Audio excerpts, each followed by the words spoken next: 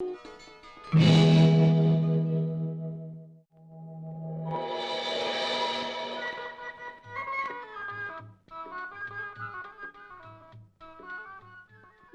சுவாமி. யாரப்பா நீ? என்ன வேண்டும் உனக்கு? நீங்கள் தானே அகத்திய முனிவர்? அப்படித்தான் சொல்வார்கள். அது சரி, நீ யாரப்பா? ஜீவராசிகளை மேய்ப்பவன். ஆடு மாடுகளை மேய்க்கும் சிறுவனா நீ? ஆம் சுவாமி.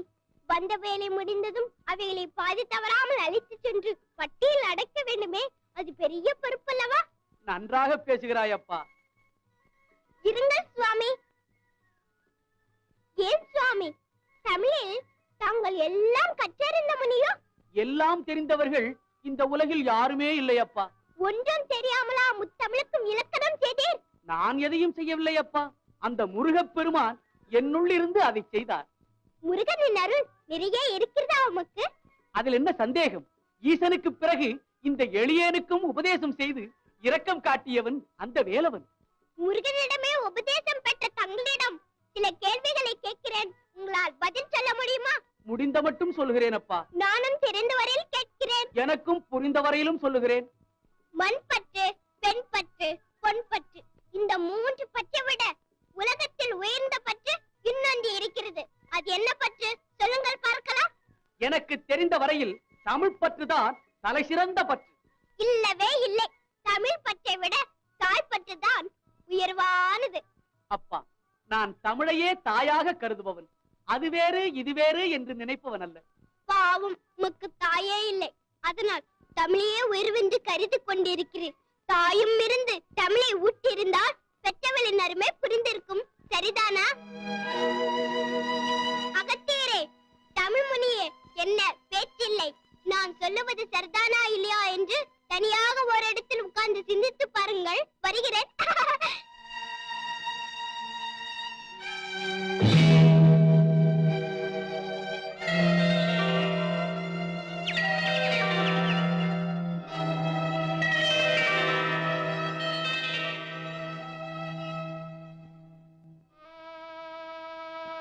ஆடு மாடுகளை மேய்க்கும் ஒரு சிறுவன் வந்து என்னை தாய் தந்தை இல்லாத அனாதை என்று சொல்லிவிட்டு போய்விட்டாரே.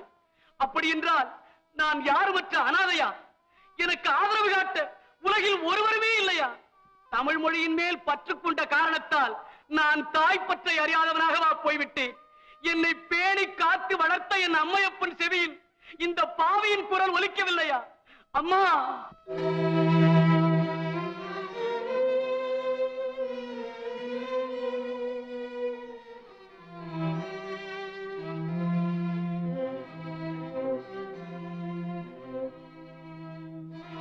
அப்பா,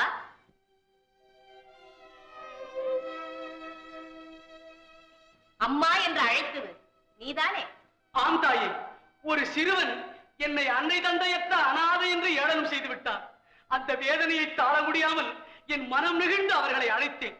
ஓஹோ, பெற்றவர்களை நினைத்து வருந்தி கொண்டிருக்கிறாயா? ஆமையனே, நீங்கள் யார் என்று நான் அறியலாமா? அதை ஏனப்பா கேட்கிறாய்? நீ பெற்றவர்களை நினைத்து கவலைப்படுவதைப் போல நாங்கள் பெற்ற ஒரு பிள்ளையை தேடி அலைந்து கொண்டு வருகிறோம். என்ன வினோதமான சந்திப்பு. ஐயா, யார் உங்கள் பிள்ளை? தன்னலம் கருதாதவன், தரணிக்கு தொண்டு செய்ய புறப்பட்டவன். அவனை தேடித்தான் நாங்களும் வந்து கொண்டிருக்கிறோம். சேவை செய்யும் மனப்பான்மை அவனுக்கு வந்ததும் தாயையும் தந்தையையும் மறந்து விட்டான் போலிருக்கிறது. ஆனால் எங்கள் செல்வன் அன்னையும் பிதாவும் முன்னர் தெய்வம் என்று கூறும் தமிழ் முழுவதும் கற்றவன். என்ன கற்று என்ன புண்ணியம்? பெற்றவர்களை மறக்கும் பிள்ளை ஒரு பிள்ளையா? என்ன செய்வது, அப்படியே ஒரு பிள்ளை இருக்கிறானே. யார் அவன்? அந்த பிள்ளையின் பெயர் என்ன? என்னிடம் சொல்லுங்கள். எங்கிருந்தாலும் அவனை கண்டுபிடித்து கொண்டு வந்து உங்களிடம் சேர்க்கிறேன்.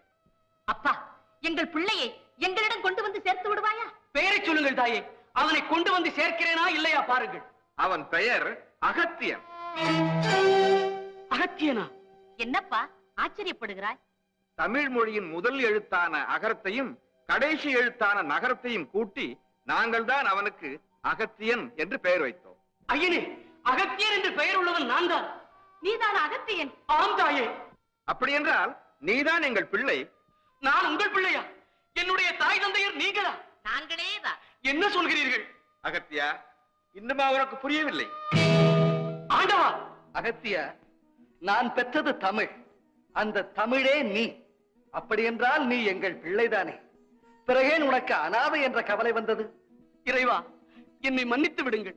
ஆடு மாடுகளை மேய்க்கும் ஒரு சிறுவன் வந்து அனாதை என்று ஏளனம் செய்து என்னை கவலைப்படும் நிலைக்கு ஆளாக்கி விட்டான். அன்றுதான் நீ அவசரப்பட்டு விட்டாய். அந்த சிறுவன் உன்னை ஏளனம் செய்யவில்லை.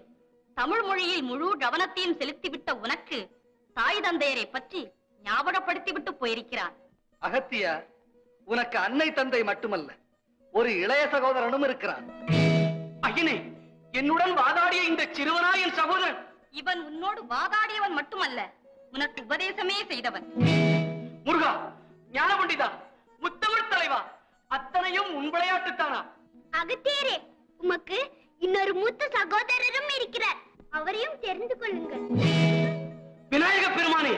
அகத்தியரே, இப்படி அன்னை, தந்தை, அண்ணன், தம்பி, உற்றார், சுற்றம் அனைத்தையும் பெற்றிருக்கும் நீர் பெரிய வீட்டு பிள்ளை. உமக்கேனையா அனாதை என்ற கவலை வந்தது? ஐயனே, அறியாத்தனமாக ஏதோ குழப்பத்தில் ஆழ்ந்து விட்டேன்.